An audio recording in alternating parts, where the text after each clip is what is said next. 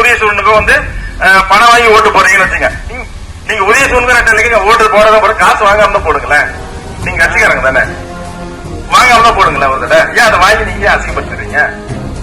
அவங்க தான் அசிங்கப்படுத்துறாங்க. நீங்க சொல்லுங்க, எப்ப நான் ரெட்டல இருக்காரம்பா, எந்த காசை கொடுப்பேன், நான் 2 நம்ப போட போறேன், போப்ப அனுப்பி விடுங்களேன். ஏன் விட மாட்டீங்க?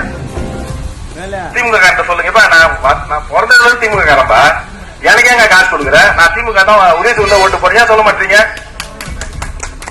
ஏன் சொல்ல மாட்டீங்க? ஒரு தடவை சொல்லுங்களேன். அவங்க திருந்துட்டாங்க. ஏங்க அவன எவ்வளவு கோடிங்க செலவு பண்ணுவான் ஒவ்வொரு தேர்தலுக்கும்? அவன் எங்க நிறுத்துவாரா அந்த காசை? உங்ககிட்ட இருந்துதான் மறைமுகமா ஊழல் பண்ணி தானே எடுத்துன்னு வரான். அதை நீங்க வேற சொல்லுங்க. அவனை நல்லவனா வச்சு மாத்துங்களேன்.